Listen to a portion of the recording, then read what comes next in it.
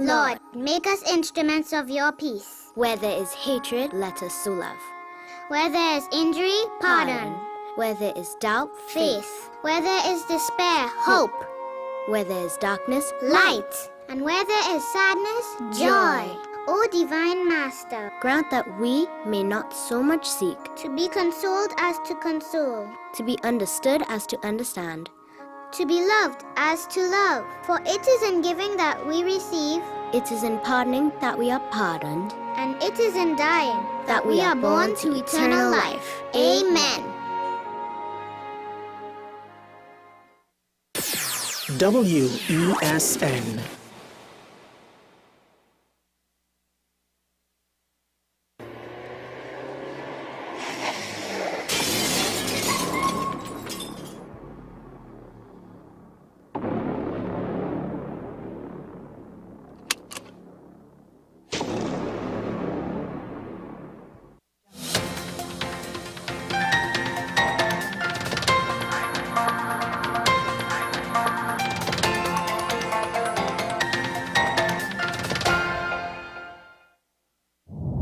Here is your WESN News on the Hour. I am Marky Sakers. Thanks for joining us. Here are the headlines. Opposition leader distances herself from controversies surrounding Prime Minister's wife. Autopsy shows Hope died of manual strangulation.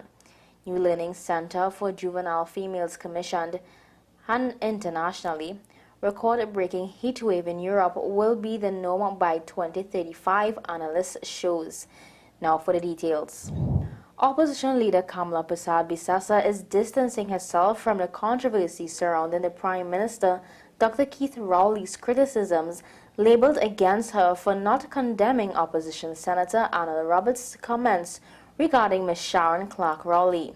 So says the party's public relations officer, Dr. Kirk Mayhew, who was speaking on WESN's Talking Point. The leader has responded that she's just basically staying out of that. But Anna Roberts had a very direct response, which was to sue him if he's wrong. And the Prime Minister, quite interesting, he was very irate, he was very angry, but he did not deny anything. He has not sued for defamation, he has not sued for libel. He's a man that's quick to go to court. Dr. Mayhew asserts that the real issues are the Prime Minister's unfitness for office, as he has constantly failed in multiple aspects of government. The real issue is his unfitness for office, which is absolutely apparent in his last display, in every display really, but it was so apparent last time.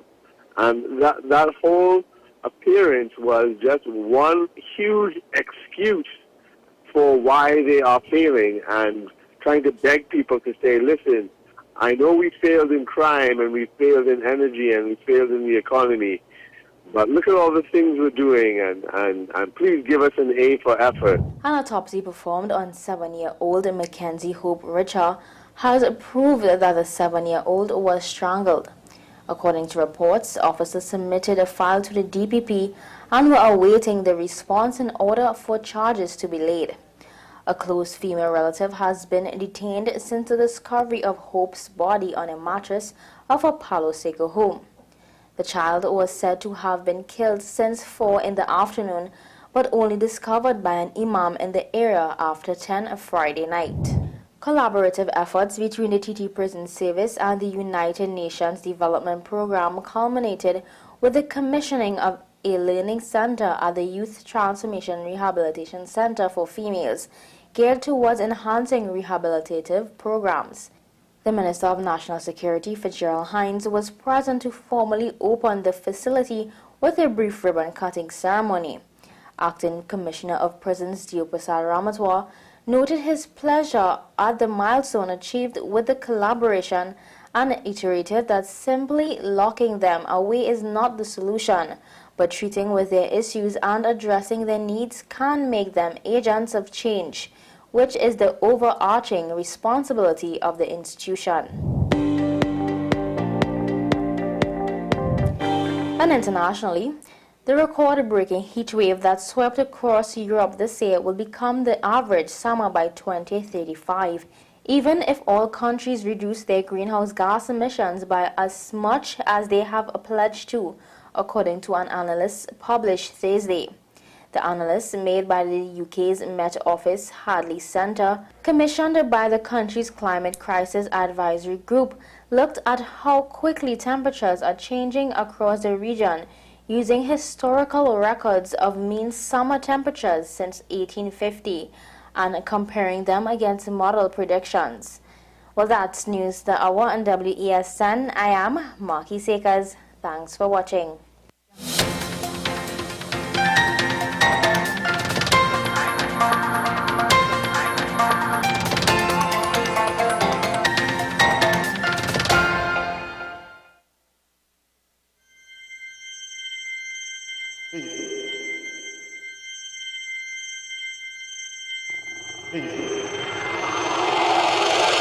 Hazel?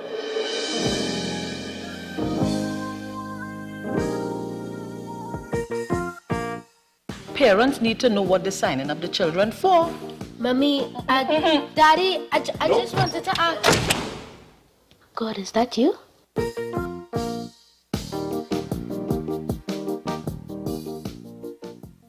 You want to do what?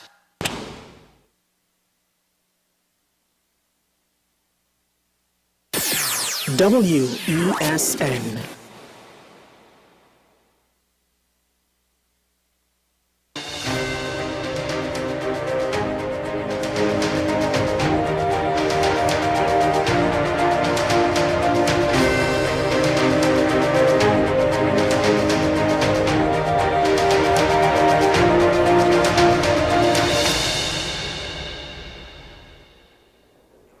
All right, so we welcome our viewers here on screen and as well as on all the social media platforms that you check us out on. Good morning. It's Friday, August 26th. I'm Andy Johnson. Thanks for coming back with us here this morning as we enter today's edition of the program AM Prime. Let's tell you what's happening over the next hour and a half or so. We'll be talking in the second hour of the program with Mr. Steve Antoine. He's a historian. He has some pains about him concerning what he says that the inappropriate removal of some monuments and the inappropriate installation of others. We're calling it the Independence Project. We'll get to him after the 7 o'clock news.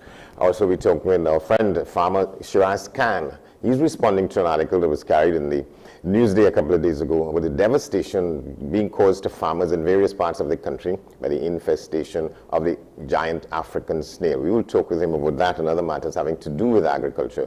We're also talking with Ms. Felicia Holder. She's the chairperson of the Progressive Empowerment Party. She's responding to the comments by the Prime Minister that he said it was his biggest mistake thus far in going to bat for Gary Griffith as the Commissioner of Police. We take a look around the region. We also share with you the Newsday poll, the question and the answers. We can tell you what the question is this morning. What do you think about the Prime Minister's offer of a bonus for health workers because of their work during the pandemic? So those things and more in the program when we come back. Stay with us.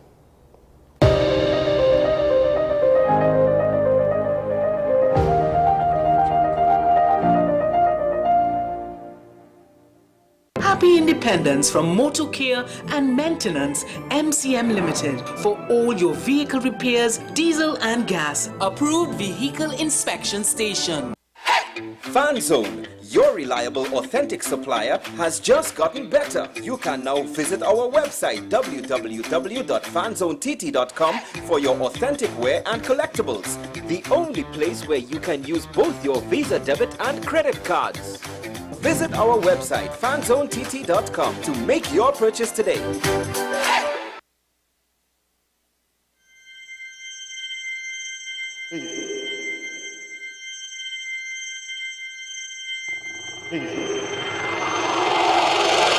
Hazel?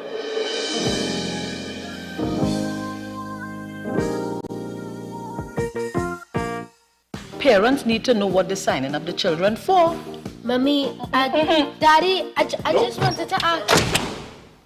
God, is that you?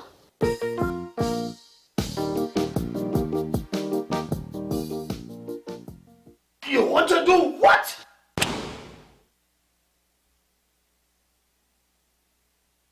Welcome to the American University of Barbados School of Medicine. We offer 2 comprehensive MD programs, 5.5-year program for high school finishers, and 4-year program for college graduates. The American University of Barbados has been accredited with the Barbados Accreditation Council, BAC, and has been accredited by CAMHP. as the medical school has affiliate hospitals at Baltimore and Chicago in the USA and the Caribbean islands.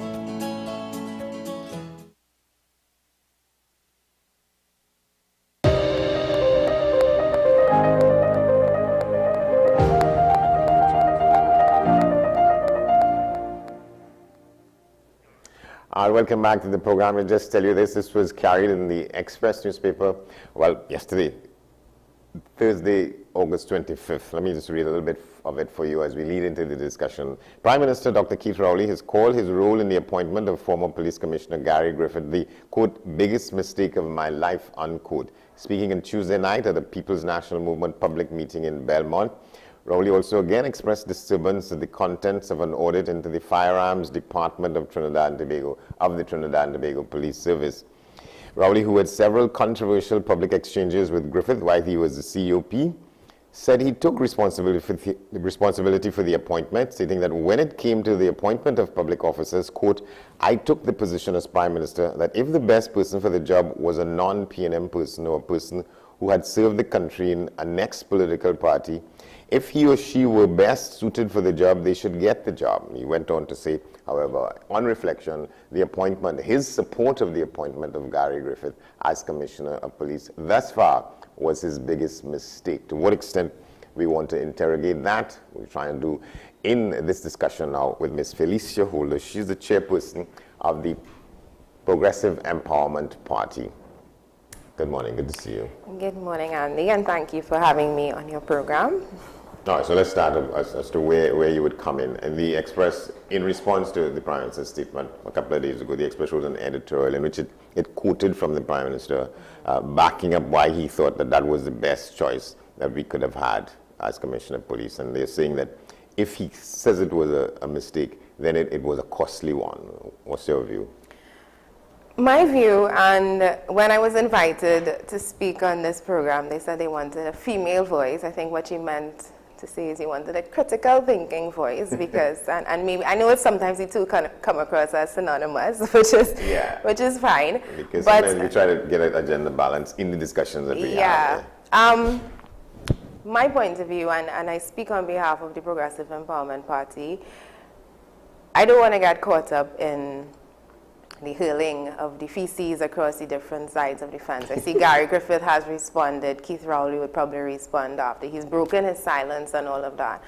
But what you tend to find is while the feces is being hurled on the two sides of the fences, in the middle where the people lie, it's us it's falling on. And the issue to me behind all of this that is happening, whether Gary and Keith Rowley like each other, whether they're fighting or not, whether Keith Rowley supports Gary or not, the issue is the law and the Constitution and the entire debacle that surrounded the appointment and dismissal of Gary Griffith as the Commissioner of Police. And when you go back to all that took place in 2018 when we had Dulal Shan, who was first sent up, and the opposition wanted him as the Commissioner of Police, and the government, they said, you know, they did not agree with the selection process, and they sent it back to the Police Commission to send a merit list saying that Dulal Shan did not actually apply for the job. And then the entire sequence of events that happened from when Bliss Sipasad took a unilateral decision to dismiss and appoint Gary Griffith, and then we found out through Justice Kangaloo that it was an unconstitutional appointment. And by the debacle, I mean, it seems as if the government does not understand the law, or as it seems as though they know when to bend the law to suit their own whims and fancies. So 1 minute Gary Griffith is the man for the job, the next minute he is not the man for the job. Is this based on competence, or is it based on personal and political reasons and interference? And I say all of this because at the end of the day, we are in a position now, the murder rate is out of control. We have an acting commissioner of police who literally new law was written to make him able to act as the commissioner of police. And while all of this is going on, and who doesn't like who and who doesn't agree with who, the people of Trinidad and Tobago, we're the ones who continue to suffer as a result of these decisions. What that editor said, he's right. It was a very costly decision. And the people who are paying for it, it's us. Yeah. But the question is, Mr. Griffith feels that he has another shot at it, and that he's been saying that if logic and whatever else, if proper procedure is followed, he will be back as Commissioner of Police. What's your view on that? The law is very clear, and despite whatever orders the former Attorney General attempted to write and bring into law, you can't supersede the Constitution of the Republic of Trinidad and Tobago. And in this avenue, I agree with the Commissioner of Police, because we don't know, we have no idea what happened. We heard of a merit list being submitted on August the 11th, or was it the 12th, 2021, and then being retracted. Then we heard of the chairman of the commission sending the police commissioner, or then acting police commissioner, on leave. We're hearing that the appointment of him as acting police commissioner was unconstitutional. So which is it? Is it that we don't understand the law? Is it that we are bending the law to suit us when it suits our whims and fancies? But we're supposed to be a republic, and the fact that we as a nation, we're so unclear of our constitution can be so easily manipulated. I think that is what is concerning. We have no idea whether Gary Griffith would have been at the top or the bottom, because obviously the process was perverted, and we are now seeing the results of that today. Right, so let's talk about the merit list as to what goes to the Parliament for debate. Mm-hmm. My understanding is that so somebody could be at the top of the list, but there are other considerations that the Parliament will make, and they will scrutinize everybody one by one as an individual to another individual, so that being on the top of the list, in my understanding, does not necessarily guarantee that you're going to get the position. And that somehow wasn't sorted out, and it is a basis on which some of the candidates sort of put a lot of faith where they are, because that's what happened. In his case, I think there were 4 or 5 of them, and I think he was the last one to be reviewed in the Parliament. The others got knocked down. Some of them were, in fact, Assistant and Deputy Commissioner of Police in the service until it got to him. The question, the reality appears to be that at that point, the government wanted him, and so that other candidates who came up before them until he were put aside, and he was, because the final analysis, or the final decision was made on the basis of the votes in the Parliament. And you just made the point. At one point back in 2018, the law was interpreted in such a way that favored him as a Commissioner of Police. You correct, he was not at the top of the list. He was actually number 4 when they voted and selected him. The Prime Minister is saying that he's making this decision based on what he thinks is best for the country. So it's very ironic, his response now. But I don't want to get too much into that, because it seems, again, as though the law and political interference, which continues to be the concern of myself as a citizen, myself as the chairman of an emerging third political option, that, I mean, the very reason that this law back in 2006 was rewritten or amended was to allow a more transparent process. Previously, the Prime Minister was the person who had veto on who was selected as the police commission, opening up the process to now allow the Public Service, Police Service Commission to select a merit list, which they can then forward to the Prime Minister, who can officially issue a list that she can present to Parliament. That is at that stage that Gary Griffith should have been voted yes or no as police commissioner, but it seems, it was clear that somewhere along the line that, and the Prime Minister admitted that he was the one who went to the Police Service Commission. Or went to the President's Which, based on the Constitution, is not how you go about dismissing a police service commissioner. There is a clear process, and Section 4 tells you how you go about doing it. And the fact that that did not happen raises the question. So listening to this today about whether he should have been commissioner or not, whether he should have been chosen or not, I think the Constitution should have been followed. And if they were going to amend it in such a way that it did not attempt to override the supreme law of the land. You don't think the Constitution was followed in the way that it should have been? It wasn't followed, no, and based on what Justice Kangaloo ruled back in 2021, we have not been selecting an acting police commissioner constitutionally for the past 15 years. And reading the law itself, it's kind of vague, because the first section of Section 123 tells you that the Police Service Commission has the authority to select a police commissioner and the fire one, but then it goes on to say the process by which they can go about selecting. So the Police Service Commission has been acting autonomously for the past couple of years, For decades it used to be. Pardon? But decades it used to be. For decades, yeah. For decades they've been acting and appointing acting commissioners based on their belief of who can be acting, but based on what Justice Kangaloo ruled in her interpretation of the Constitution.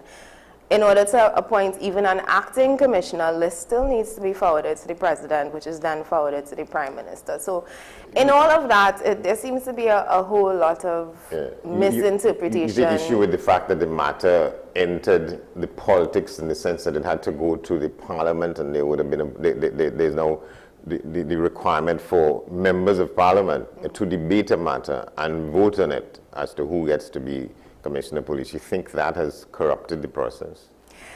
I don't think that has corrupted the process. I think that process wasn't followed, at least with what happened with the Commissioner of Police.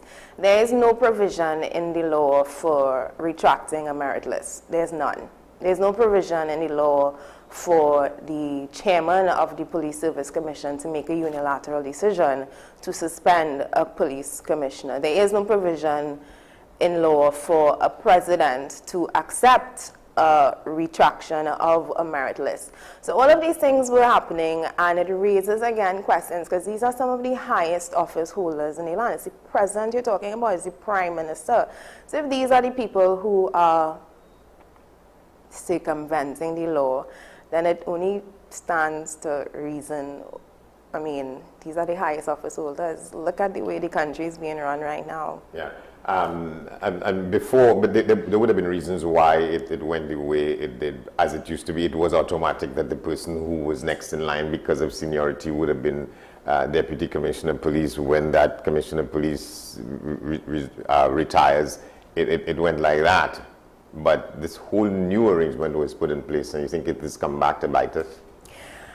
I don't think it has come back to bite us. I think based on what the law was set out to do, had it been followed that way, I think we would not have been in the situation that we are in now. I don't understand why, if we have that level, those three levels, the police commission being able to select a merit list, they being able to forward it to the president to send it to the House of Representatives for debate.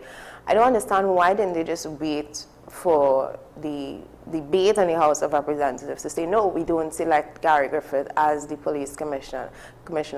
Why did they have to run interference in the process? And in doing so, you basically made a joke out of the Constitution of Trinidad and Tobago, and I believe the provisions that they put in place were good ones, because had we left it as it was, we would end up sadly in the same situation that we find ourselves in now, which is that the Prime Minister has some level of say on who is who he selects as the police commissioner, which should not be the case. Well, the ruling party, on the basis of the votes that they have in the parliament. I want to just quote something from Mr. Griffith saying here, in his response to the Prime Minister.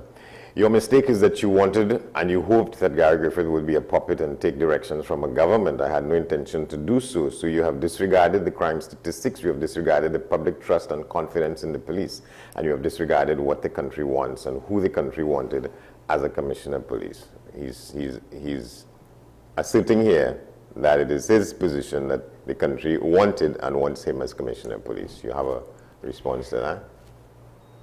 I have a personal response. I supported a lot of the policies of the commissioner. Of him as commissioner, please. Yes, I did.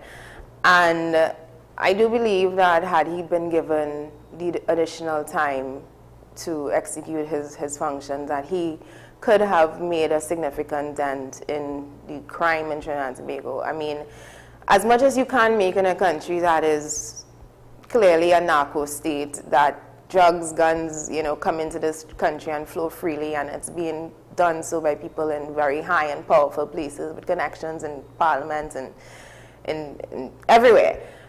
But I think that he's correct in what he's saying, and I believe that politics got caught up in this entire situation.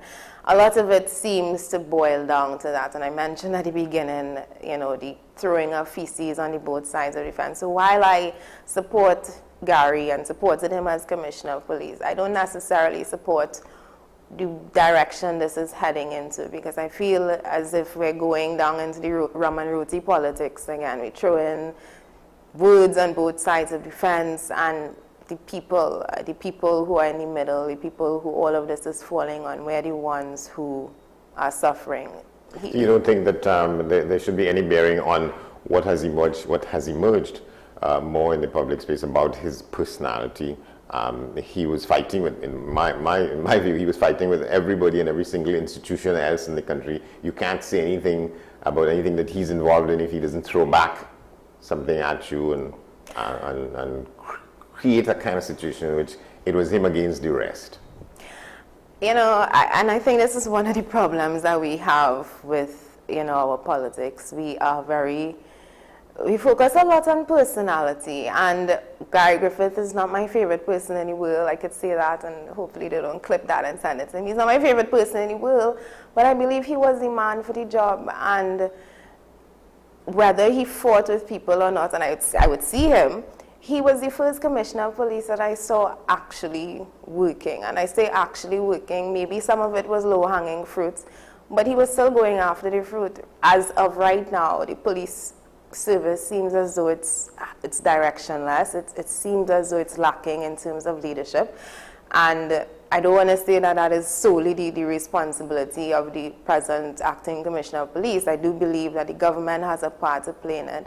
But the part that they play is the proper selection of the right commissioner of police, and I don't know if that was done in this case, and I think it was more done to get rid of Gary Griffith based on personality differences rather than what is in the best interest of Trinidad and Tobago. And I think, and I would always want to bring it back to that, what is in the best interest of people of Trinidad and Tobago. You don't believe that the person's personality... No, it should never be the basis on which you choose or select somebody to run an office. I don't have to like you to work with you. And this country, the governments, our public officials, they suffer from a severe lack of emotional intelligence. And the fact that you hold such high offices and you cannot execute emotional intelligence, it says a lot.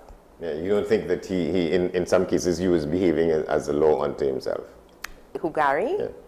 Yeah. In what case? Give me an example. That he was appointing, in a number of cases, he appointed his friends and associates to some extent in senior positions, and they themselves ran afoul of the law with the firearms, the issuance of the firearms. He brought in somebody in a high position with whom he had an arrangement in a private security organization. That person ran into some problems. I don't want to talk too much to that, because we live in a small country with everybody knows everybody. Chances are, should I get into government, I would be appointing, or people would be joining my staff that I know. You want to appoint people that you trust. You want to appoint people that you know who are competent and who can get the job done. I don't believe that he would have, I would like to believe he did not appoint people based on whether I like you, I don't like you, or whether we drink together or not. I believe that he is a man who is a person who wants to get the job done. And whether these people ran afoul of the law or not, I think that should be left up to the law to decide. Yeah, but you don't think it reflects on his ability to choose and to make dispassionate choices with people who you want to put in if some that were the positions? case, then I would have to question every single state board appointment in this country. Yeah. And you don't think that the management and leadership of the police service is different from, say, if you want to appoint a board in CPEP or in school feeding program and so on, there is a difference between who you would put in certain positions in certain kinds of institutions as opposed to others? Anywhere you have to elect somebody in a position of leadership, of course you have to be selective and mindful of who you bring into those positions. Whether he did so with ill intent is where I would have some disagreements. I want to believe that in his appointment he would have chosen the people that he believes were best for the job. Whether they were best for the job or not is left to be investigated and revealed. Right, but some of that came out in what we found out about how some of them were operating. So one of the persons and just not to be too personal about it, his special appointees was the person involved in the interrogation of the men who kidnapped and killed Andrea Barrett, and the conduct of that. He ended up saying that he was told that one of them died because they fell off a chair. When the information came forward, the man was beaten to death. What do I say to that? Again, as one of these citizens who saw that unfold, and it's such, this country, it's such a messy, messy, messy place that you often find police officers taking the law into their own hand because, you know, by the time it runs through our justice system, it either goes nowhere or just stretches out for years and years and years and nobody gets justice. And without... I don't think I want to speak directly to that. I would leave that to the courts to handle. But I see it not just in the police service. I see it in every single institution of this country. There is no proper law and order. And where there is law and order, people find ways to bend it from the highest office go down. If we have the President of the Republic of Trinidad and Tobago making questionable decisions and actions, it stands to reason that is going to infiltrate every single office from hers go down.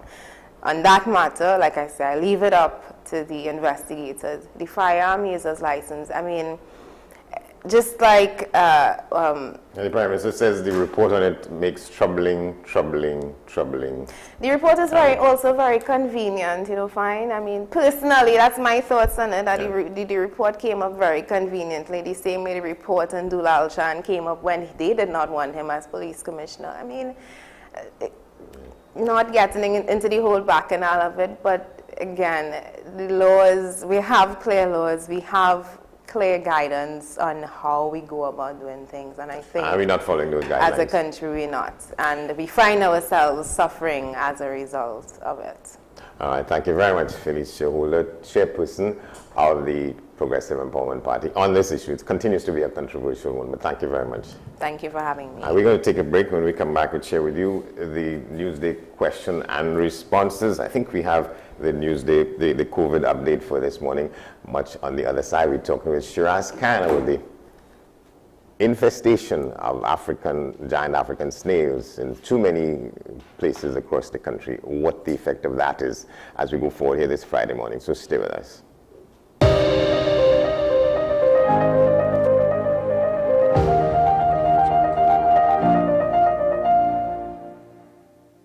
Happy Independence from Motor Care and Maintenance MCM Limited for all your vehicle repairs, diesel and gas. Approved Vehicle Inspection Station.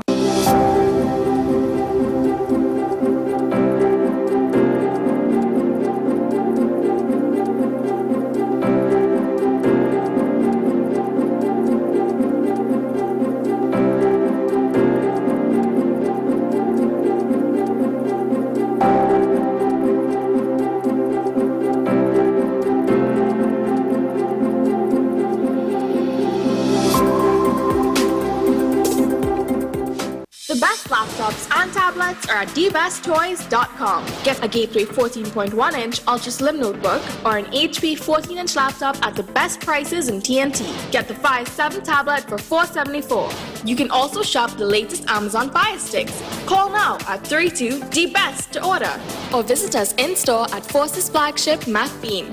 Shop online now at dbesttoys.com. Free delivery available throughout Trinidad and Tobago. Cash or links on delivery. Every word, every line, every paragraph depicts a real moment in someone's life. A father, a sister, a mother, a brother. We at Newsday are dedicated to you, the people, and through independent, unwavering journalism, strive to always bring your stories to life. Because your stories are more than just words. Newsday, independent and credible.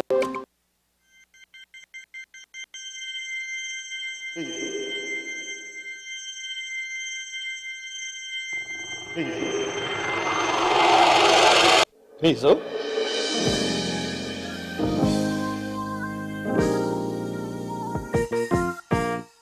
Parents need to know what they're signing up the children for. Mommy, Daddy, I just wanted to ask. God, is that you?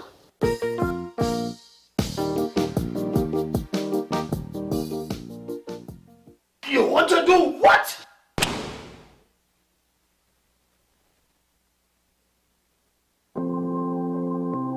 Multiple sclerosis is a chronic inflammatory condition affecting the central nervous system. Being with someone who has MS, you have to have a lot of patience. You have to have a lot of faith.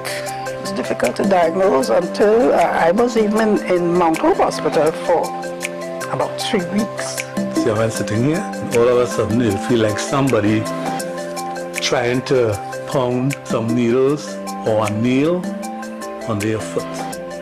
That is so painful.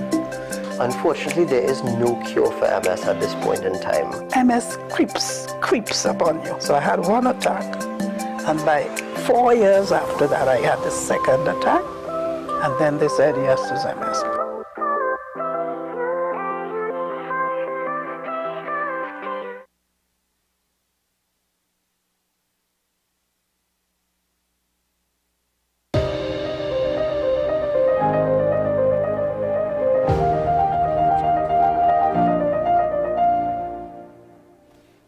Welcome back to the program. Up ahead, our friend Shiraz Khan, a voice for farmers in the country, about the devastation being caused by infestation of the giant African snails. And we're also talking with Mr. Stephen Jones, Executive Chairman and Director of an organization called Global Franchises. But before we get there, let's take a look at the COVID-19 update as well as the Newsday question and responses. This is where we start the COVID-19 update between August 19th and the 25th. I was up to yesterday, 6,418 the total positive cases. The deaths to this point, well, 30 deaths in that period, August 19th to 25th.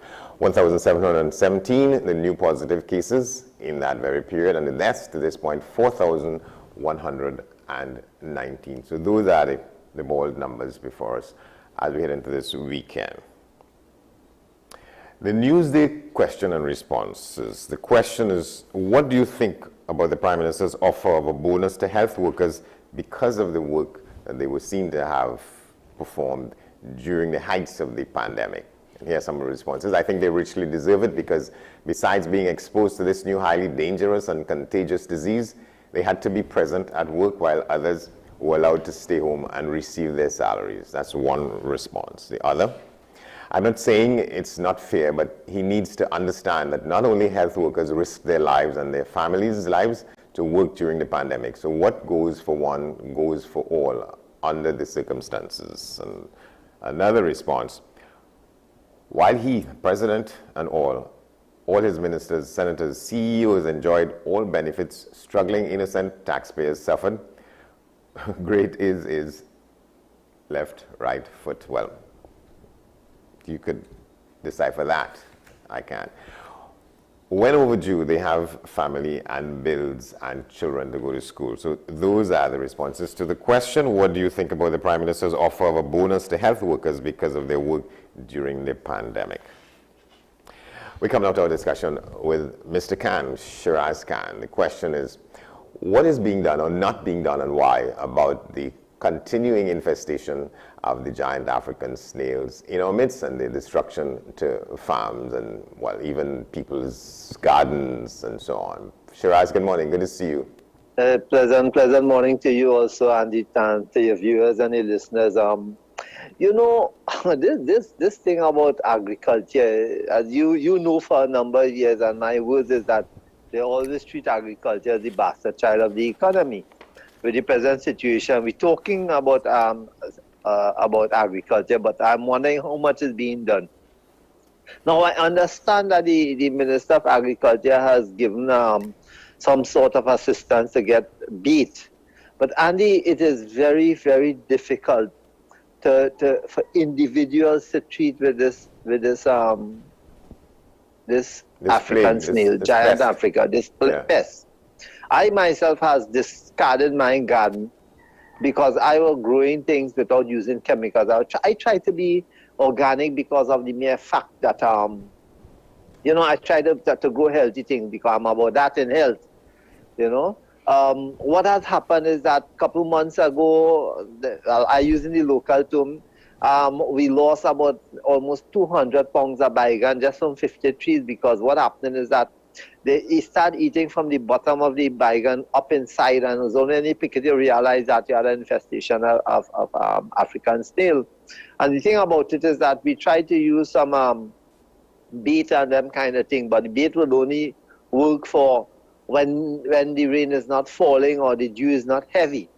You have to use chemicals to spray it, and then what happens too is within a matter of days, if it's something not being treated in an entire area, how could you be treating a pest, a plague like African snail on your compound, and nobody around is not doing it because it will just come back and like you're doing nothing at all?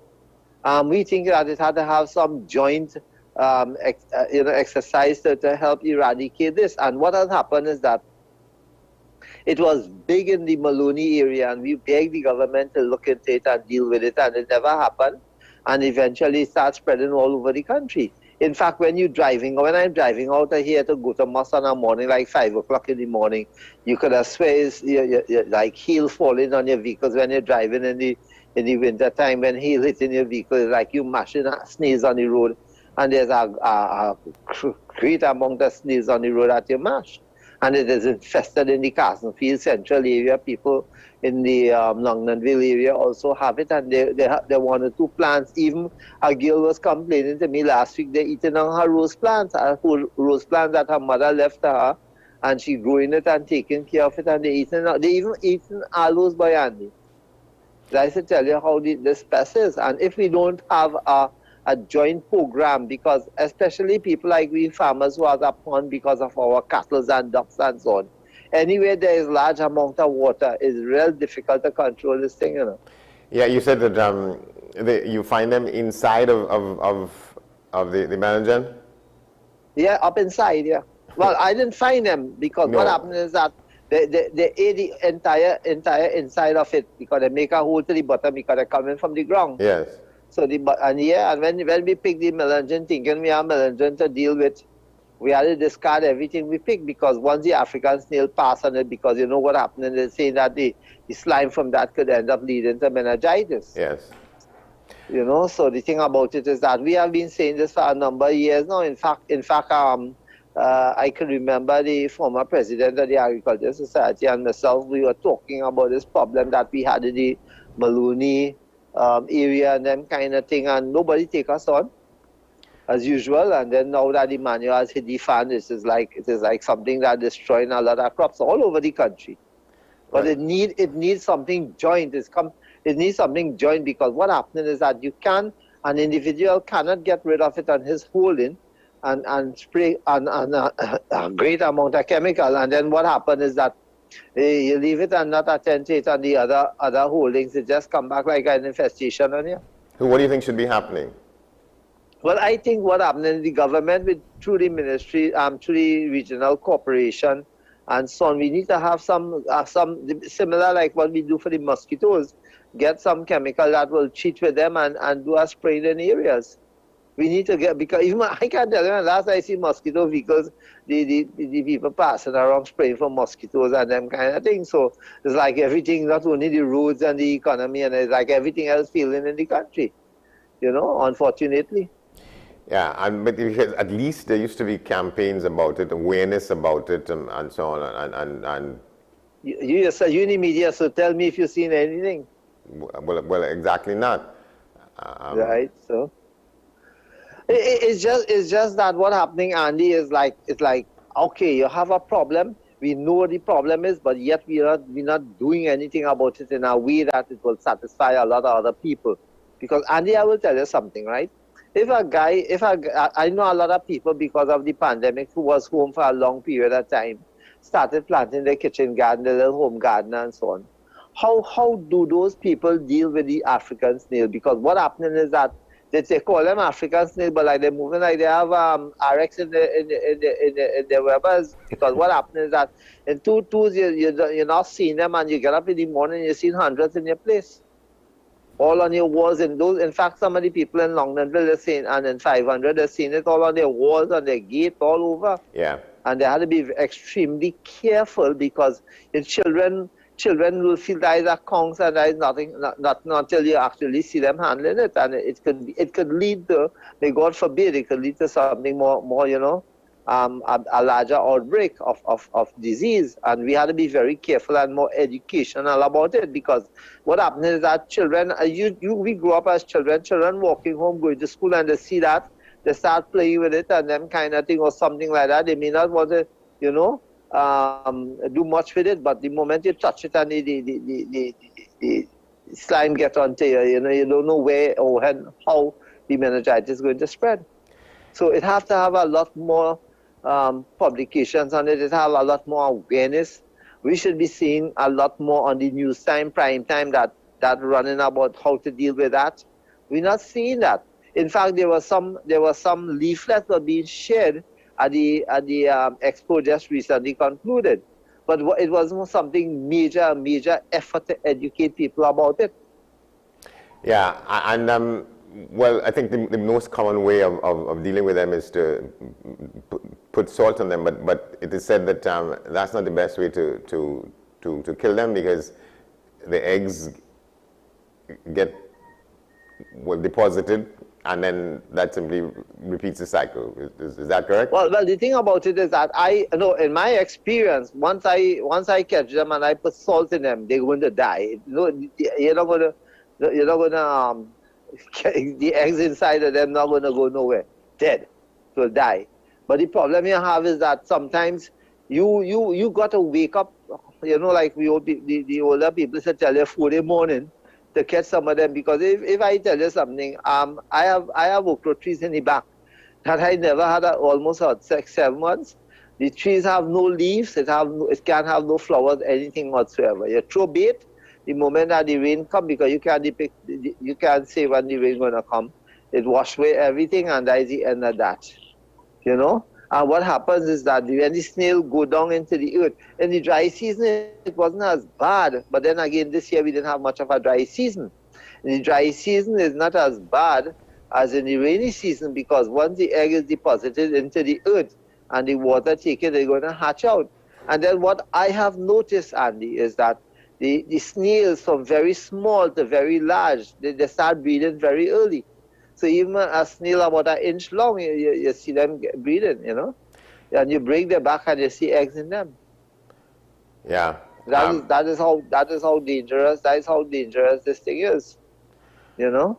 And it had to have some sort of a joint program going on where the people in the areas could spray. I think it is that they should make available by checking and seeing where people have a lot of infestation, that they make a special spray available for them that is not harmful to the environment. Because if somebody chemicals that they are spraying is not friendly to the environment, and we have to overspray to control the African snail, this plague, then we're going to affect the quality of the food we have. So it's not just getting rid of the snail, if you understand what I'm saying, right? If it is that there's something to spray for the African snail, but you have to spray it on your plants, look for something. Take, for instance, the salt that you're talking about. Too much of that salt around our plants is not a healthy thing, right? And it's going to lead to the quality of health that we're going to have.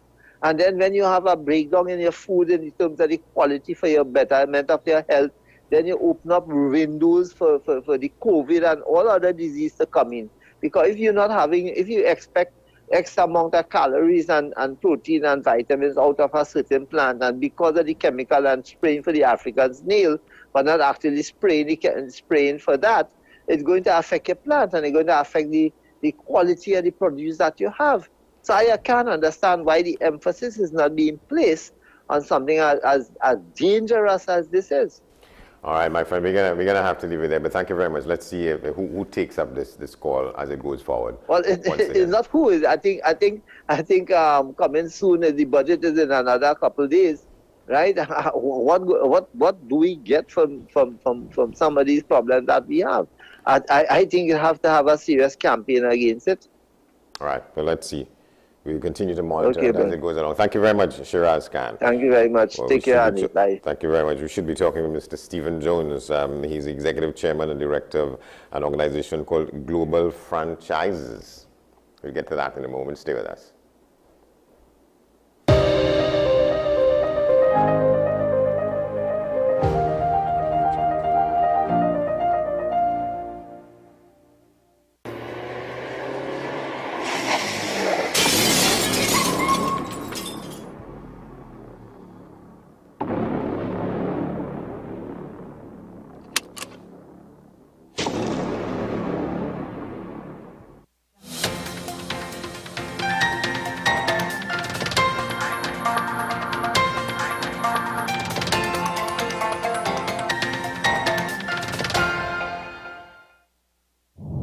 Here is your WESN News on the Hour. I am Marky Sekas.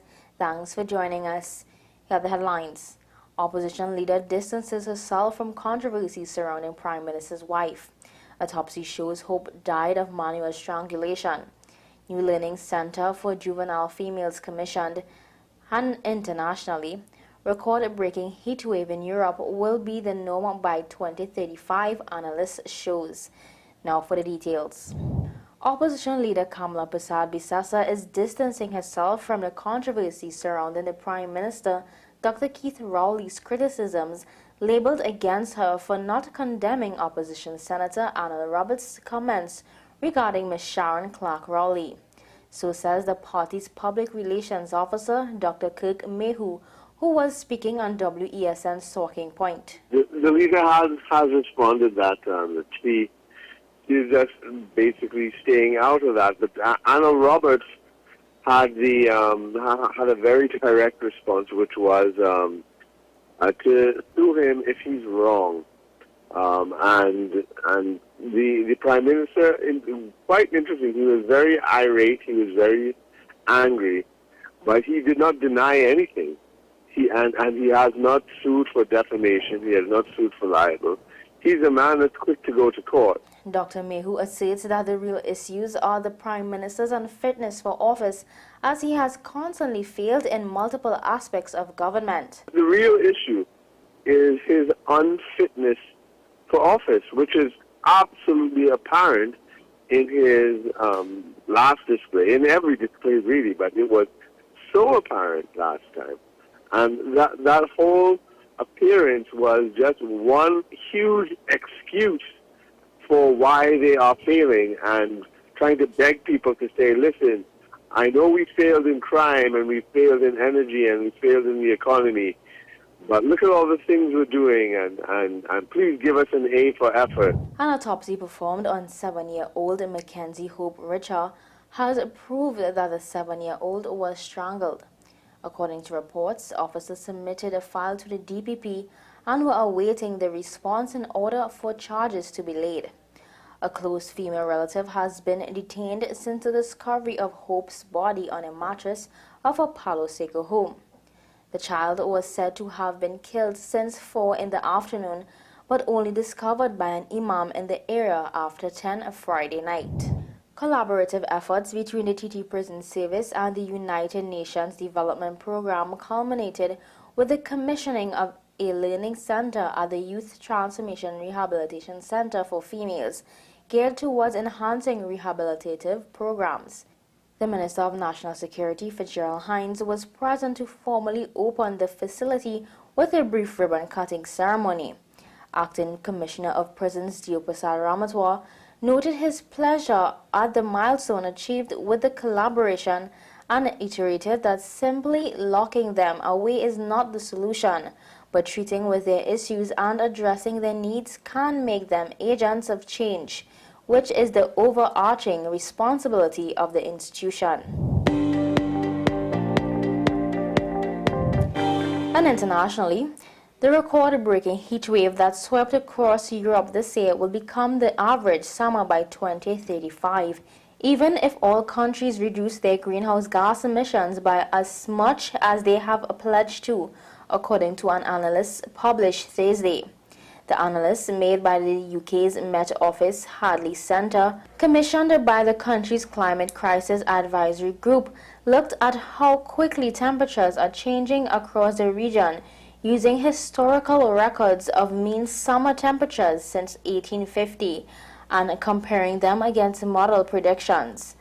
Well, that's News the Hour on WESN. I am Marky Sakers. Thanks for watching.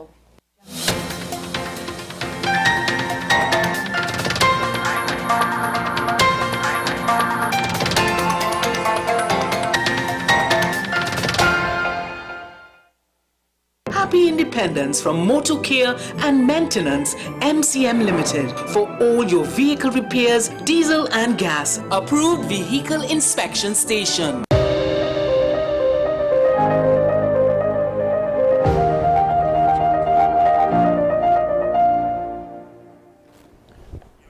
Welcome back to the program.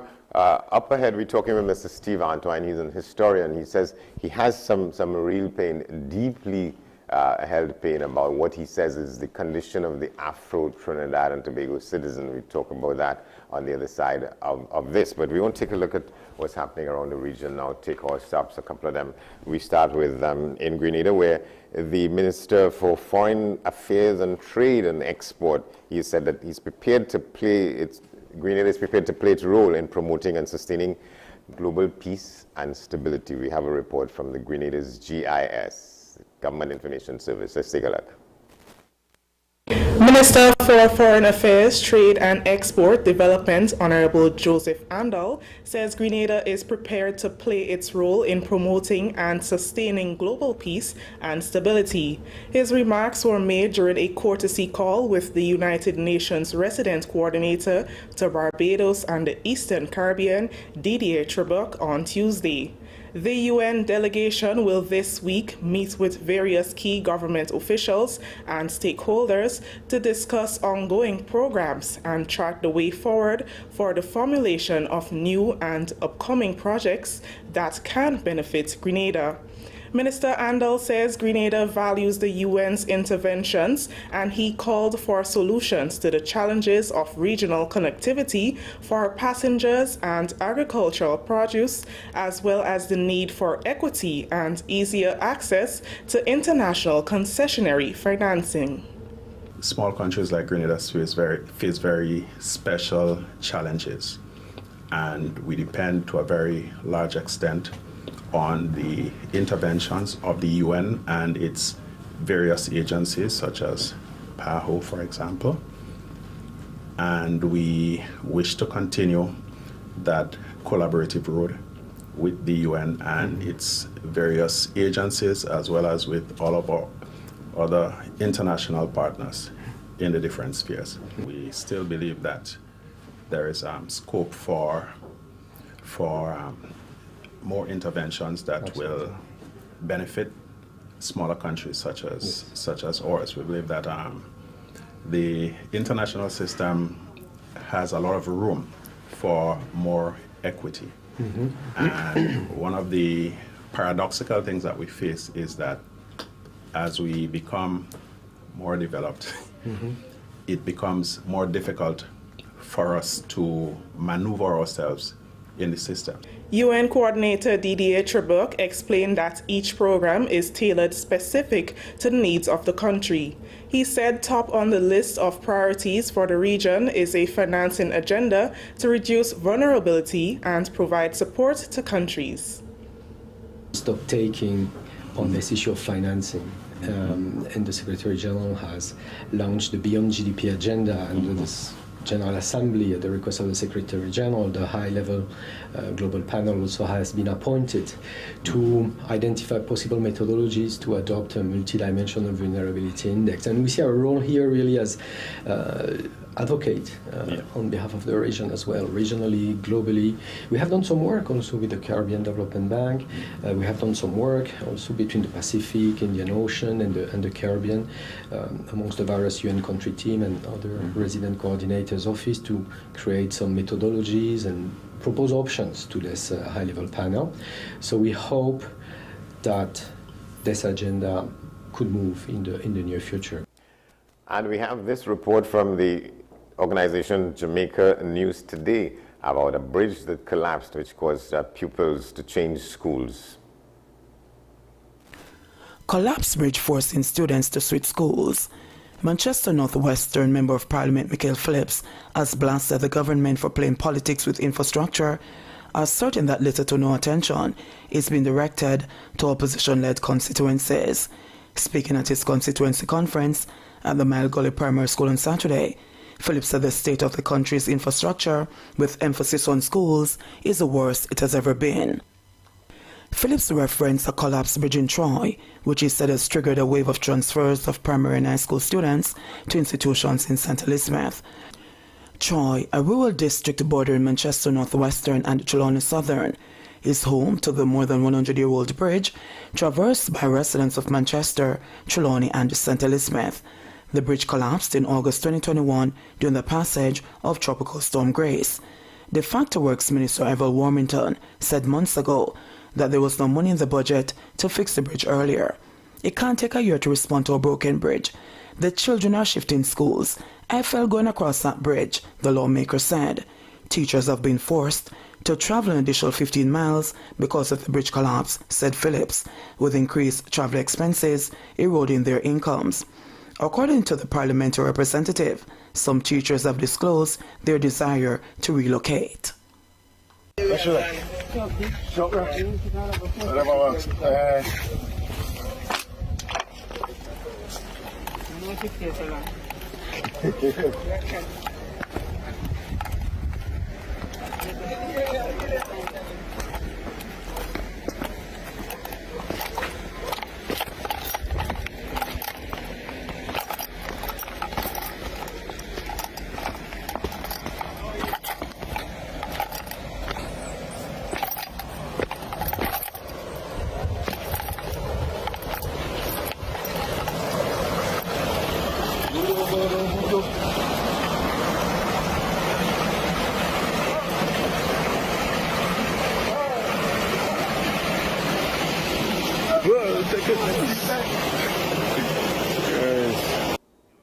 Wow, he probably escaped some serious injury there. We're back in studio with us now, Mr. Steve Antoine. He's somebody who describes himself as a distressed citizen of Trinidad and Tobago, as a national. From things he sees about the place, he says, for instance, he's questioning the status of Afro-Trinbagonians from a number of points of view. We spoke on a previous occasion about what he says is the condition of the place where one of the organizations promoting the Emancipation Support Committee, where that organization is housed, and he wants to know if that is a proper place for such an organization, in reaching out to us in different ways. He says the place called the Lidge Umawale village in the Queen's Park Savannah, that's temporary. He has a sense that there should be a permanent place for that. It is only activated around the time of emancipation. He has issues about what has become of what should have been the headquarters for Pan Trinbago. These and other issues, he says, cause him deep grief. We're trying to share some of that with our viewers this morning. So good to see you. Thanks for coming on. Well, a pleasant morning, sir. I must especially thank you, first of all, for allowing me the opportunity to share my views. Mr. Johnson, I want to say, if you would allow me just to digress a bit, this is the third time you have afforded me the latitude to express my views consciously, and it's the first time I'm seeing you in person. Never knew me before. You heard my voice based on WhatsApp and phone calls. Yeah. So from my heart, sir, I want to thank you. And the reason why I'm thanking you so deep, sir, is because you are not the only one I've reached out to. I've reached out to prominent men who look like you and I. You mean prominent men? Yes, sir. On radio and TV station, who never even afforded me a return call. And I have everything on my phone, sir.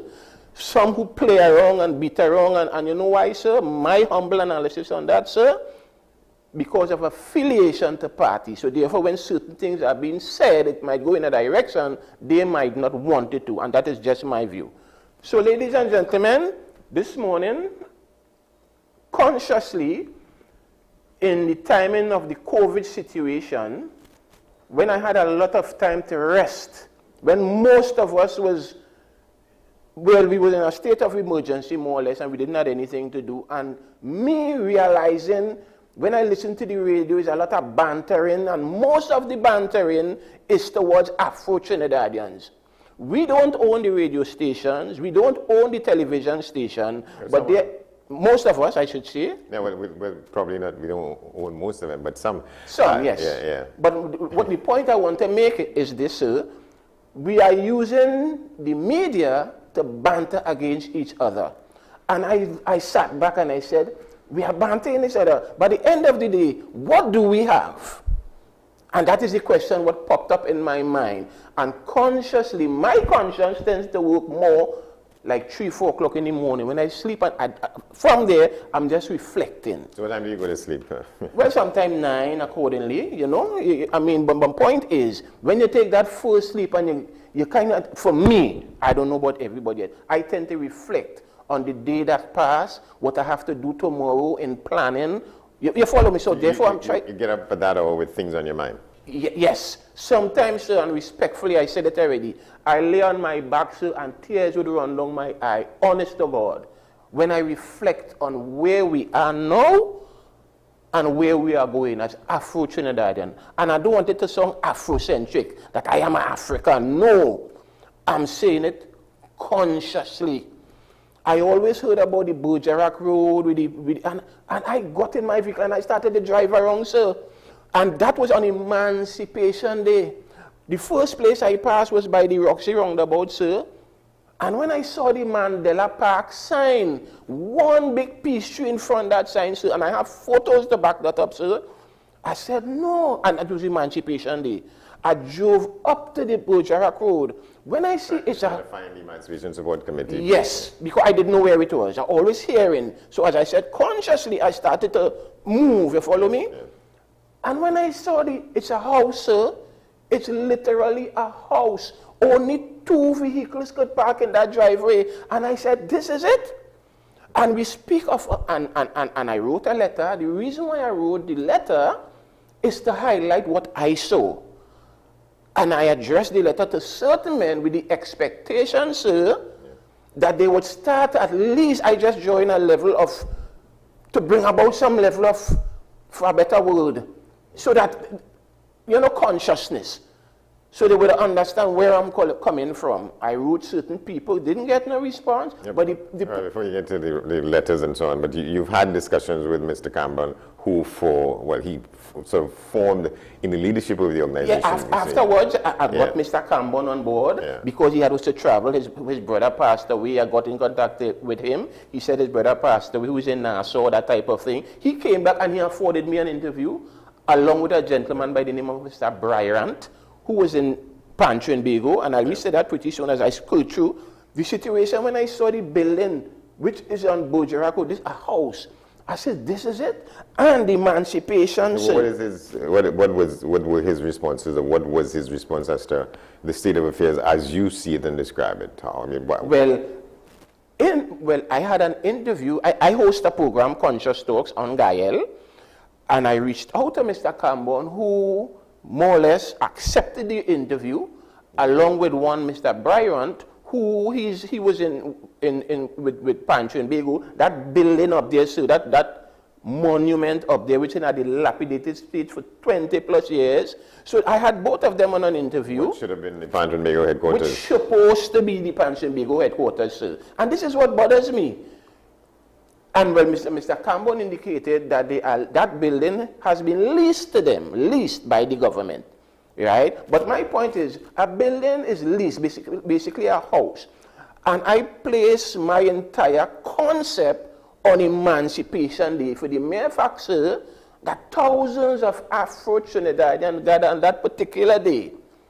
And when I realize, in comparison, I get fed up of calling people's places to make comparisons, Mr. Johnson.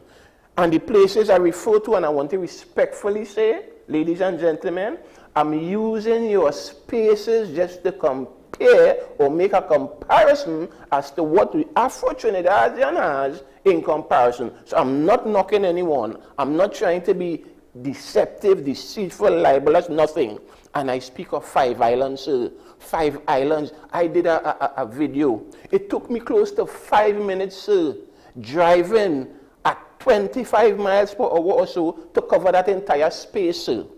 It took me 2 minutes, sir, walking to cover the space for the Emancipation Support Committee office. Well, Mr. Cambon said it's an office. And on top of that, Mr. Cambon here is making arrangements now. He said the plans has been given a house to put in the Tracy Wilson Information Center in that same space where you can't even hold 4 cars. So my point is, the Lijomwali village. Could we go there today, sir? I'm speaking economics too, sir. Yes. People would come there in their thousands to host certain things, what they have. Around the time of observance of the Emancipation yes, Holiday. Sir.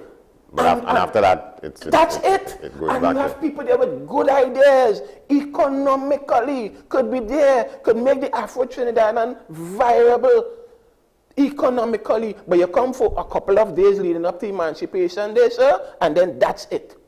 And I say that respectfully, as I'm saying, I don't want to sound like no Afrocentric person who wants to think with Afro. I'm speaking as a Trinbagonian, consciously, who realizes that in the Afro-Trinidadian community, where we are at and where we are going. But what do you make of the fact, though, that, and how do you put that in the context of the fact that this village sort of is always temporary for a few days every year? The number of exhibitors who come out there with all their different kinds of products and offerings for those few days that they're there. Do you imagine that there's such a wide community of people who sort of trade in things African, as you see on those days, and those nights when you go to the savannah? But sir, they come from all parts of the country. Exactly so. But my point is, if you don't have a home, sir, some of these people are stymied. You see, if we have a home, like the Baraka Grounds and the Dewali Nagar, these are spaces which you can build on, sir, and you don't have to go to government for only subventions. So millions is being spent to build up, and millions is being spent to break down on an annual basis. That is not very much of a permanent fixture as well. The Wali Nagar, things happen there again. Of course, but it's under the ownership, sir. I see what you mean. You follow what I'm saying, sir? You don't have the Wali everywhere, but then my point, you have ownership. And presently, on the Baraka Grounds, a hospital is now being constructed. Mr. Inshan Ismail, everybody like to fling big stones as Mr. Ismail, but he's walking the talk, sir. Deceased Mr. Satmarad, sir, call him a racist, call him whatever you choose to. Every single one of his schools, sir, I did the analysis. I have some photos of some schools, a school I went to, so I'm ashamed to even show you that photo. But Mr. Satmaraj's schools, when you're coming down this, opposite the, yes, it's a swimming pool, it's entirely paved, everything is up to standard. Why is it only in the Afro Trinidadian community, we have this type of thing. Why do you think that is? Why? I don't have the answer, sir. I do not have the answer. I am here to agitate. I cannot change things. I cannot change things. I don't want to feel like I change anything, sir. All I am doing is agitating so that the men, and I wouldn't afford the comfort of men. I was saying at one point in time, African people wake up. I wouldn't say that anymore. We are not asleep, sir. No. We are up and well, you know, the tenacity, the vibrant, the testicular fortitude to stand up and get something going, sir, is what we do not have. So I have a list here. Sir, give me the opportunity to call out these places realistically. Go ahead. You remember there is a situation at the PSA, there's a housing situation there. It's still there dormant on Long Circular Road on the right-hand side. Afro-Trinidadian community. Frederick Street, the People's Mall, among one set of big buildings, you see the little piece of board structure, the People's Mall, sir. Rice Road, the breakfast shed. We have a breakfast shed close to the People's Parliament. And the condition of that thing, you have a, what's the name of the thing? You see, when I speak, it tends to just shift. But my point is, it's open concept. Vehicles passing to and fro every single day, sir. That was supposed to have been an improvement on what it used to be, which was further down Rice Road, and it was moved when they were building the Hyatt. But you're saying that, so the structure as it is now is not delivering on people's expectations? So when you look at it. And the business going on in there is not... because it's open to the atmosphere and there's only carbon dioxide whole day, sir. And in every, the cubicle, the space, I'm not knocking, I'm not trying to buy the hand that feed me, but consciously it bothers me. It's like a toppling on the whole. You drive past and see what I'm speaking, so toppling to chill off. And it's dirt, and you see the parliament right there. And the name, sir, the name is immaculate, the name of the place. Let me hear the name, sir. You follow what I'm saying? This is my point consciously, sir. It hurts me, right? Even the Central Market, sir, there is a food court in the Central Market. I ask myself, is there a template? Why I'm asking if there is a template? When you look at the breakfast shed and the space the people are afforded, and you go in the market, the food court market, same thing. When you go by the Drag Brothers Mall, sir, same thing. Same kind of 2x4 something.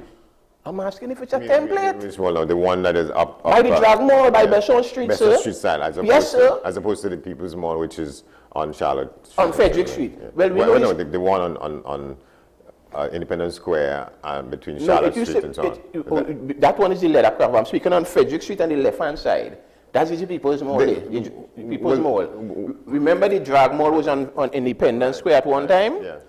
The Leathercraft, Independence Square, Drag Mall, and there are places right now by Riverside, by the Dry River. What used to be Tent City, which is what is now on the piece between the bottom of Charlotte Street and Independence Square, going towards lower down, but higher up on the left hand side, there's still the People's Mall there, you know. Yeah. Like a wood structure. Well, there was a fire and it was supposed to have been rebuilt and so on. None of that has happened. In the Afro-Trinidadian community.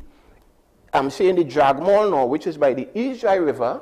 The back of the mall is on the bank of the river. You can't put no air condition there. How you get into the back of the put? So in other words, take that. Chirrup, chirrup. This is my view. Respectfully, I'm saying this. I'm saying this respectfully, not to cause no negativity or try to bring in no politics into this, but it's real. Consciously, it's real. I'm not lying. That's fact.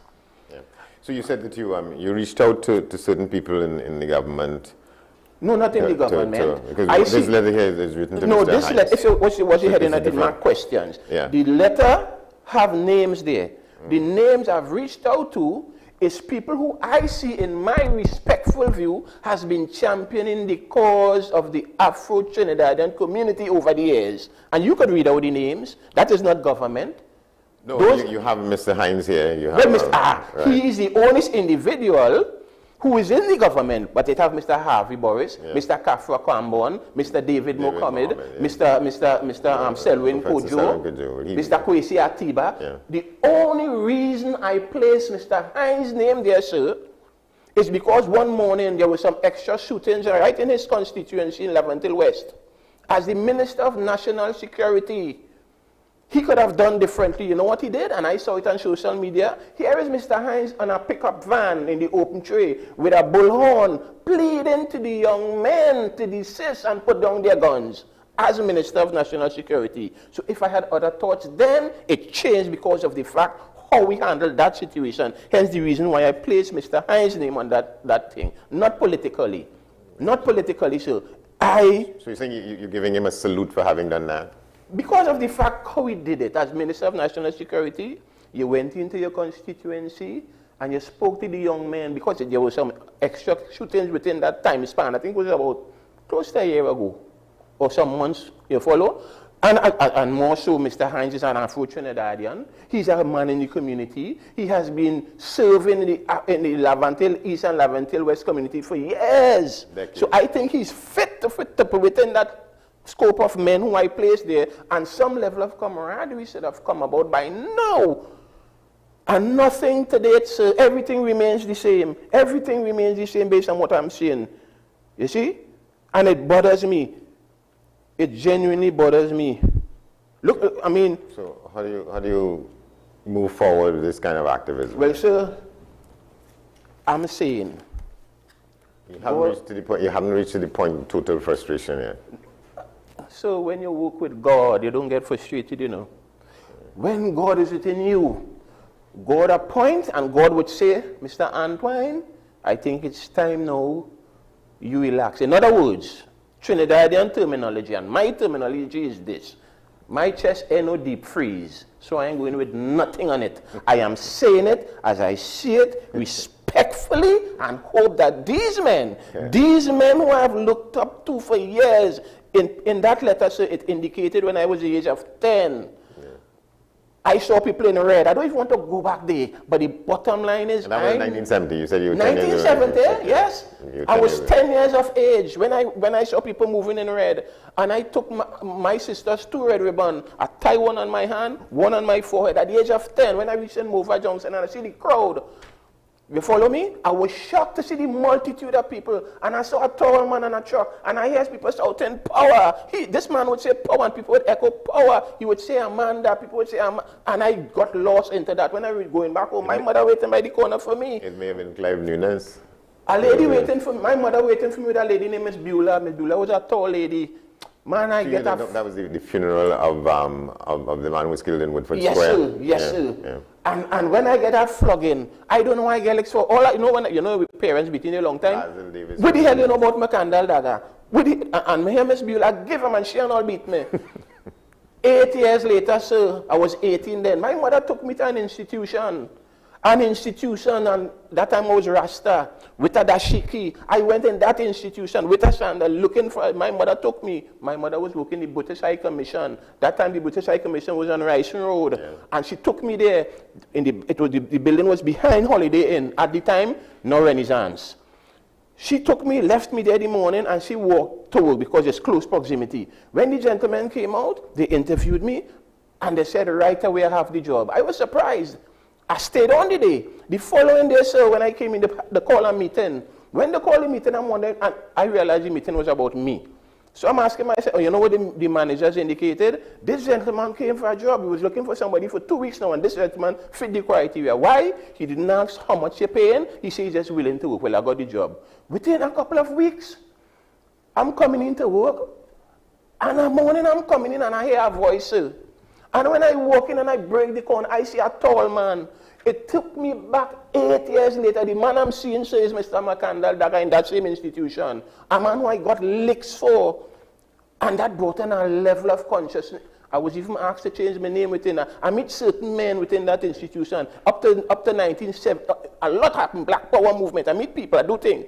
Hence the reason why consciously, sir, even Mr. Kafra Kamban used to be in that institution. With the interview, when I reminded him, he said yes, because that was years ago. All right, so we have to adjourn, but so where to from here? Well, sir, as I'm saying, I'm just agitating consciously. The men who are charged to do this work, They have to, I cannot change things.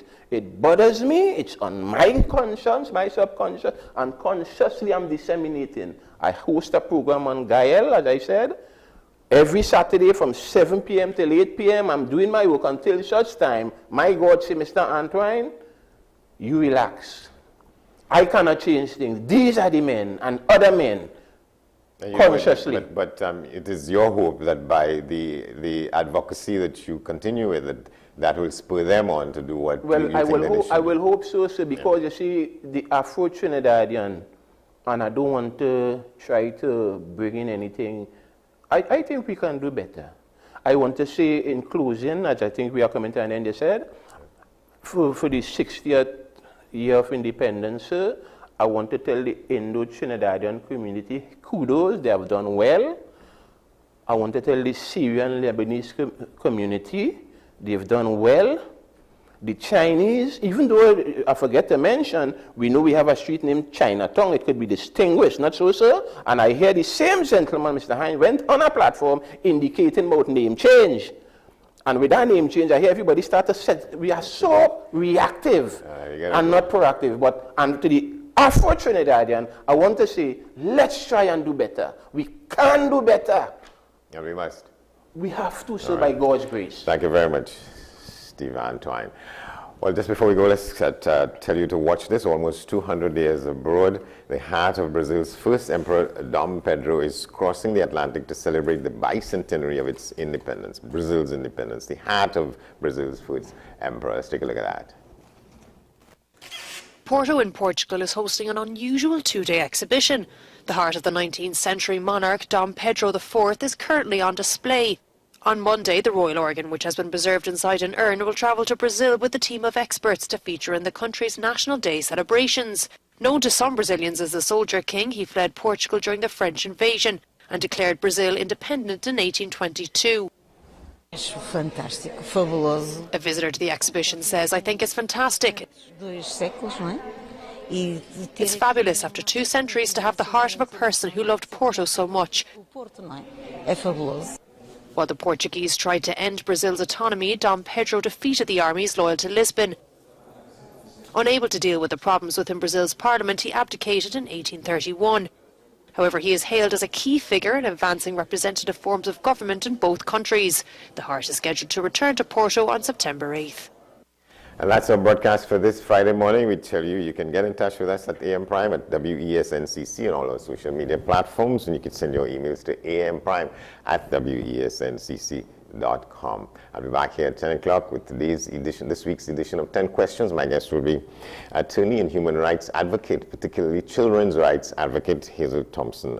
She's also an independent senator. And in half an hour, we have news on the hour, followed by today's edition of Talking Point with your hosts.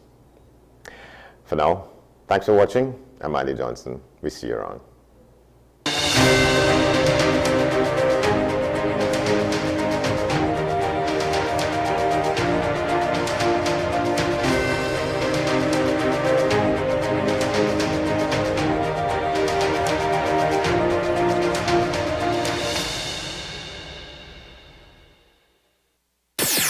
WESN.